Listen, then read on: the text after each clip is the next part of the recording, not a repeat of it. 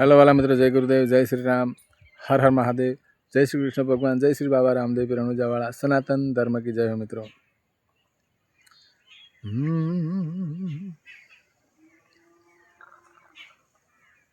ओ ભજનની રાત જેવી કોઈ બીજી રાત નથી જી, ભજનની રાત જેવી બીજી કોઈ રાત નથી, સંતોની નાત જેવી બીજી કોઈ નાત નથી, સાધુના સંગ જેવો બીજો કોઈ સંગ નથી, અને ભક્તિના રંગ જેવો બીજો કોઈ રંગ નથી મિત્રો. શું એટલા માટે સંતોએ ગાયું છે, બાબા આનંદ એમને બહુ સરસ ભજન ગાયું છે મિત્રો કે ઓ રંગાઈ જાને રંગમાં,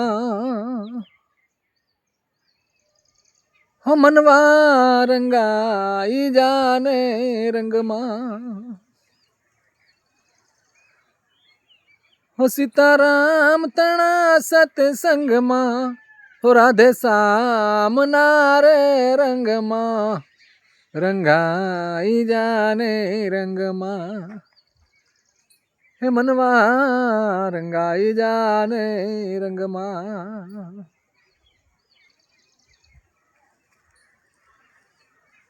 हो आजे भजसू काले भजसू,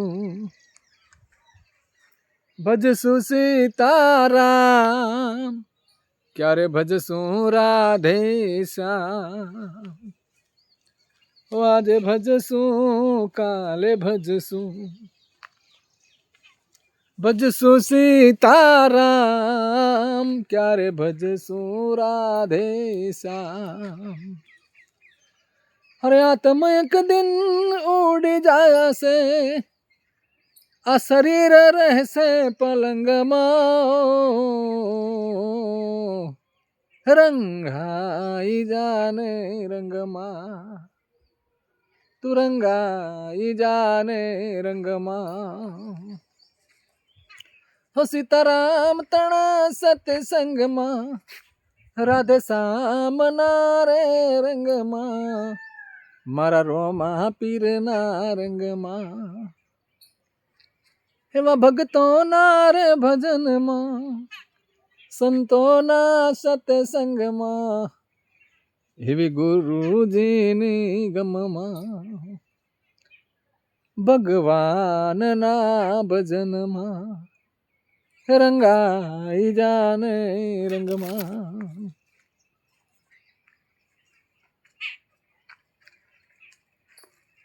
हो સૌ જીવ કહેતા પછી ભજીશું પહેલા, મેળવી લો ને દામ, રહેવાના કરી લો ઠા. સૌ જીવ કહેતા પછી ભજીશું પહેલા, મેળવી લઈએ દામ, રહેવાના કરી લો ઠા. पण श्वास खूट से नाली टूट से, प्राण नहीं रे तारा अंग माओ, रंगाई जाने रंग मा, ए मनवा रंगाई जाने रंग मा. हो सीताराम तणा सत्संग मा, हो राधे श्याम नारे रंगमा, मारा रोमा पीरना रंगमा. एवा भगवान ना भजनो मा, एवा संतो ना सत्संग मा, मारा गुरुजी नी गम मा, रंगाई जाने रंगमा. हो जीवड़ा रंगाई जाने रंगमा. સંત એમ કહેવા માંગે છે કે બધાને એવું હોય છે આપણને કે આપણે તો પછી ભજીશું, પહેલાં પૈસા ભેગા કરી દઈએ, શું થોડું બેંક બેલેન્સ કરી દઈએ, એફડી પ્રીમિયર ભરી દઈએ, બહુ મોંઘો વીમો લઈ લઈએ, બધું પૈસાનું સેટિંગ કરી દઈએ, અને પછી રહેવાના ઠામ મતલબ કે સારો બંગલો રાખી દઈએ, મકાન બનાવીએ.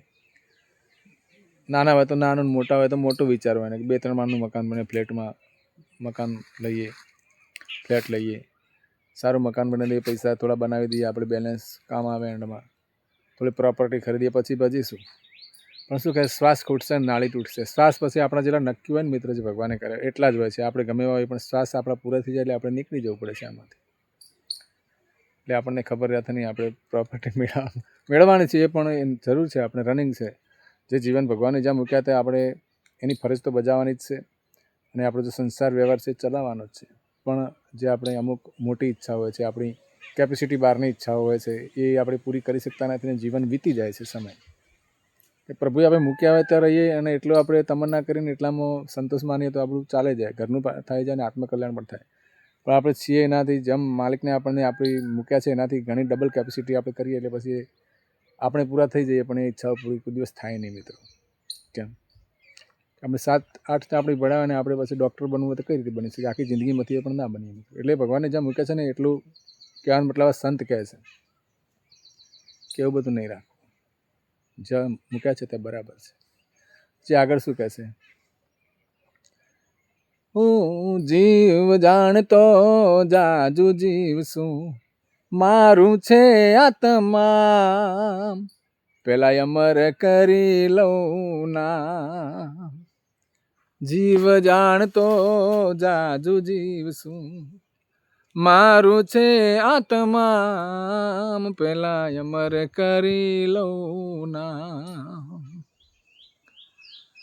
ઘણા મિત્રો તમે માણસો જોશો કે એમને એવું જોશે કે અમને કંઈ થવાનું જ નથી, અમે ઘરડા પણ નહીં થઈશું, અમારે મરવાની તો વાત જ નહીં કરવાની, એમને ખ્યાલ જ નથી હોતો મરવાનો, અને અમને કંઈ તકલીફ બી નહીં પડે, અમારે કોઈ દુઃખ આવશે નહીં. એમની જોડે બધું આપ્યું હોય છે ભગવાને, આગળની પુણ્ય તો મળે છે મિત્રો. પણ ઘણા લોકો એટલા હાઈ પાવર, ઈગો પાવર એમનો એટલો હોય છે ને, બહુ ઈગો એટલે અભિમાન અને અહંકાર એટલું હોય છે ને કે અહંકાર આડું માણસને સત્ય સમજાતું નથી મિત્રો. એટલે ઘણા માણસોને એવું નક્કી હોય છે એટલું કે આપણને કંઈ થશે નહીં ને આપણે કાયમ માટે પૃથ્વી પર રહેવાના છીએ, ને આવા ને આવા જ રહીશું. આપણે ઘરડા પણ નહીં થઈશું, આપણને કોઈ દુઃખ પણ નહીં થાય, અને આપણું શરીર પણ આવરું રહેશે, ને આપણે આ જેમ કરીએ છીએ ને આ જવાનીમાં પૈસાના જોરમાં એવું આપણું ચાલી જશે. એવું ઘણા છે એ ખ્યાલ જ નથી હોતો કે આપણે ઘરડા થઈશું ને મરવાનું છે 60-70 વર્ષે, એવું ઘણાને ખ્યાલ જ નથી હોતો મિત્રો. શું એટલે કહે છે કે જીવ જાણતો જાજુ જીવ શું, મારું છે આત્મામાં, અને પાછું એમને એવું કે આ બધું આપણું જ છે. બીજાનું એ છે, આપણું તો આપણું છે, પણ બીજાનું છે ને સાઈડવાળાનું એ પણ કોશિશ ચાલુ હોય એમની કે કઈ રીતે એમની જોડેથી ઝૂંટવી લઈએ. હું નિંદા નથી કરતો, સંત કહે છે કે જીવ જાણતો જાજુ જીવ શું, મારું છે આત્મામાં. એટલે ઘણા માણસોને એવું અજ્ઞાન ફિટ થઈ ગયું છે દિમાગમાં અને દિલમાં કે આ જ સાચું છે, પણ એવું નથી મિત્રો. ભગવાનનો નિયમ છે ને પ્રકૃતિનો નિયમ કોઈને છોડતો નથી, એટલે આપણે સાચું જીવવાનું છે. શું કહે છે, જીવ જાણતો જાજુ જીવ શું, મારું છે આત્મા, પેલા અમર કરી લઉં નામ. ભક્તિમાં નથી કરવું અમર નામ, પણ હાઈ પાવરમાં અમર કરેલું નામ. પણ શું કહે છે, હરે તેડું આવશે જમનું જાણજે, તેડું આવશે જમનું જાણજે, જાવું પડશે પલમાં,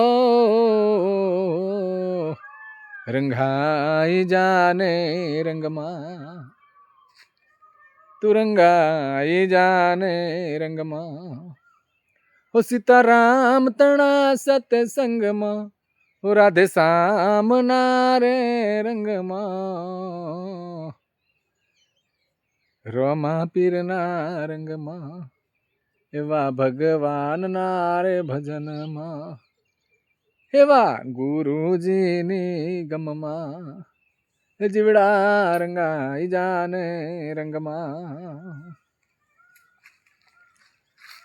ઓ જાત ભાતના ભોજન જમતો, ભેળા કરીને ભાઈ, એમાં ક્યાંથી સાબરે રામ. પણ દાન પુણ્યથી દૂર રહ્યો તું, દાન પુણ્યથી દૂર રહ્યો તું, ને ફોગાટ ફરે છે ગમંડમાં, રંગાઈ જાને રંગમાં, હે મનવા રંગાઈ જાને રંગમાં, સીતારામ તણા સતસંગમાં, રાધે શ્યામના રે રંગમાં, રણુજાવાળાના રંગમાં, એવા હરિના રે ભજનમાં, હે આવા સંતોના સત્સંગમાં, સતગુરુજીના સંગમાં. ગમે એટલા ગુના કરાવ્યા મિત્રો આપણે ખબર વગર, પણ ભગવાન એટલા દયાળુ છે ને કે સમજાઈ જાય આપણને, આપણે પણી મૂકીએ તો આપણે માફ કરે છે મિત્રો. એવું નથી કે આપણે ખરાબ છીએ તો ખરાબ જ રહીને ભગવાને આપણે માફ. દયાળુ છે વાલો પ્રભુ, બહુ દયાળુ છે. ખબર વગર આપણે ગમે તે કર્યું હોય પણ આપણે ગુરુચરણે જઈએ, સંતોના શરણે જતા રહીને સંતોના વચન ચાલીને આપણે જો લાઈન બદલી નાખીએ તો પ્રભુ માફ કરે છે મિત્રો, દયાળુ છે. એટલા માટે કહ્યું પાછું શું, હો રંગ રાગમાં ક્યારે બજાશે, રહી જશે આમને આમ, માટે ઓળખને આતમ રામ. રંગ રાગમાં ક્યારે બજાશે, રહી જશે આમને આમ, માટે ઓળખને આતમ રામ. ઓ બાબા આનંદ હરી ઓમ અખંડ છે, બાબા આનંદ, બાબા આનંદ હરી ઓમ અખંડ છે, ભજન શિવની સંગમાં, હે રંગાઈ જાને રંગમાં. બાબા આનંદ હરી ઓમ અખંડ છે, ભજત શિવની સંગમાં, હે રંગાઈ જાને રંગમાં, હે જીવડા રંગાઈ જાને રંગમાં. સીતારામ તણા સત્સંગમાં, રાધે શ્યામના રે રંગમાં, રણુજાવાળાના રંગમાં, એવા પ્રભુના રે ભજનમાં, સાધુ સંતોના રે સંગમાં, સાચા સતગુરુના સંગમાં. સીતારામ તણા સત્સંગમાં, રાધે શ્યામ તણા રે રંગમાં, રંગાઈ જાને રંગમાં, રંગાઈ જાને રંગમાં. જય શ્રી બાબા રામદેવ પીર રણુજાવાળા, જય ગુરુદેવ, સનાતન ધર્મ કી જય.